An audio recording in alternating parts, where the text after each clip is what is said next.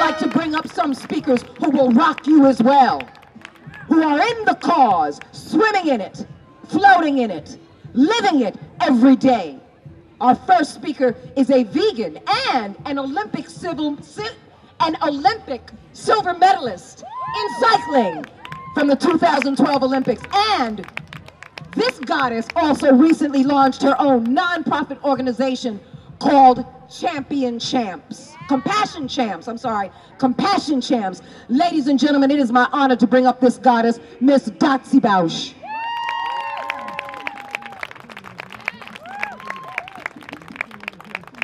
Thank you so much. I don't know if any of us need to speak because we could just leave her up here all day. That was amazing. Wow. All right, I'm gonna take this because this is like 360 degrees here today. This is awesome. I'm sad to admit this is my very first year here, but I'm also really, really proud and honored to be here and share this with you guys. So, newbie right here. But I've been vegan for 6 years. I don't know why I did not know about this. I'll be here every year. I'd love to start this, if I could, with a question for you guys. I want to know, and you can just yell out the answers, just give me, one adjective. I want to know how you felt the very, very first time you learned about the widespread cruelty and suffering that animals have to go through to make it to our plate. Just yell out some answers. Devastation, nauseated. Yeah, shocked. Shattered. Heartbroken. All of those. I gotta tell you that for me, the very first feeling that came to me was I felt betrayed. Did any of you feel betrayed? I felt that way. I found out, like many of us did, I was racing my bike as a professional cyclist at the time. I was on the East Coast. I was up in the middle of the night. It was like 3 in the morning, couldn't sleep. And this just horrid, disgusting, weird, short expose came on. And for whatever reason, it was just about cows and pigs, but it was about the nasty stuff.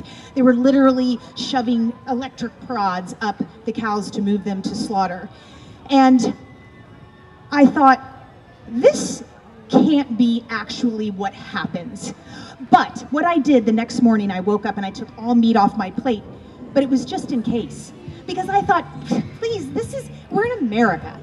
There has to be laws against this. This can't be allowed. Who actually in their right mind lets this go on? So I finished the race. It was 3 more days. I come home to California and I dive into what turns out to be about 100 hours of research and find out this is indeed the norm. So I went plant-based almost overnight. I'm on my journey to the Olympic Games. I don't know if this plant-based thing is going to kill me. I have no idea if I'm going to die from malnutrition. I mean, I really didn't know. But I just didn't care. I just didn't care. Because I said, I cannot and I will not support this with my wallet any longer. But you know what happened? And all of you are on this journey with me. You know what happened? I began to feel freaking amazing. I mean, like almost overnight.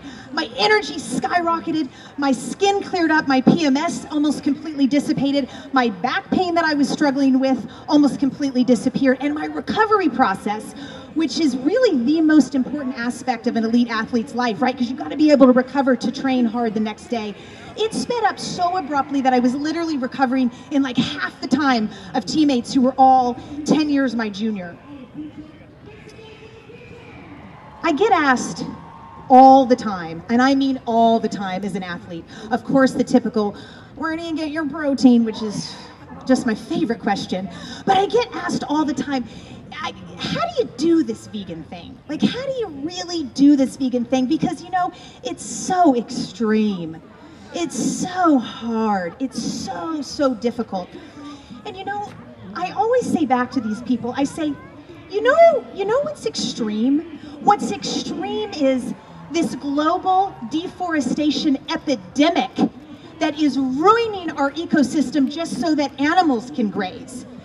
What's extreme is this animal holocaust where over 60 billion of these precious lives are being tortured and are dying every single year.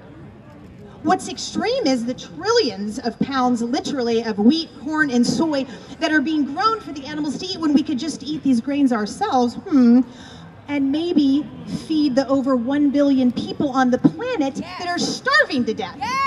Yes. Back up, I like it. Also, what's extreme is that the #1 killer in our country, the #1 killer ahead of cancer, and you all know, is heart disease, which is the most curable disease known to man via a vegan diet. And no one is doing it. So how do we encourage more people to go vegan?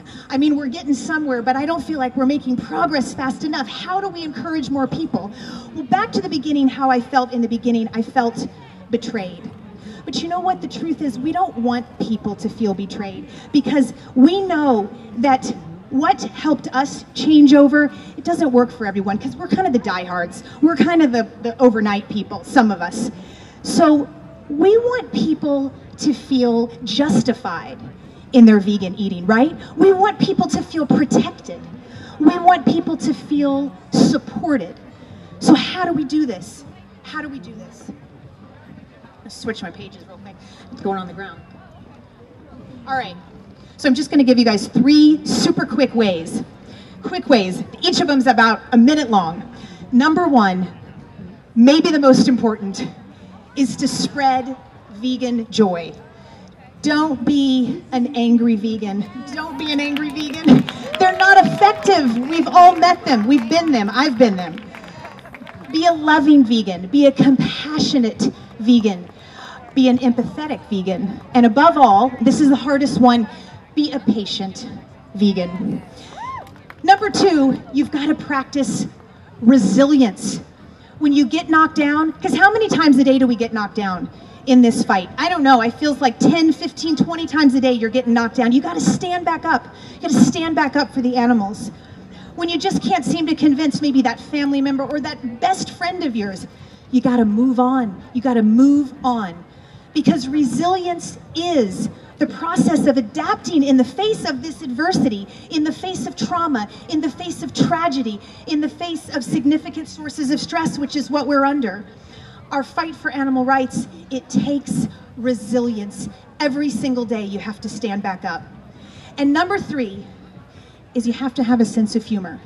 And this one might sound weird, because it's like, okay, Dotsie, this really isn't that funny of an issue we're dealing with here. But you have to have a sense of humor, and you have to stop taking yourselves so seriously. And what I mean by that, I posted a picture, or was a video, of a cow, and you guys probably all saw it, but it was a cow that just got rescued from slaughter. And she was literally cooing with pleasure as she was being loved and petted for the very, very first time. And in this Facebook post, I noted, I said, cows are not ours to abuse and torture and kill for our fleeting pleasures. No, they are placed on this planet to love and respect, and we are supposed to care for them. And sure enough, some internet troll says, mostly to eat though. We've all been there about 1 million times. I said, you know, I wish there was just like this app that could give a swift kick in the nuts, because it was a guy, when anyone says something so insensitive and just really so stupid. Yeah, well, right. Obviously, meat is killing, and we take that very, very seriously.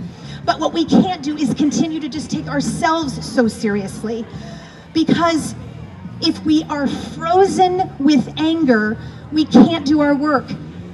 We can't do our good work if we're frozen with anger and if we're frozen with sadness.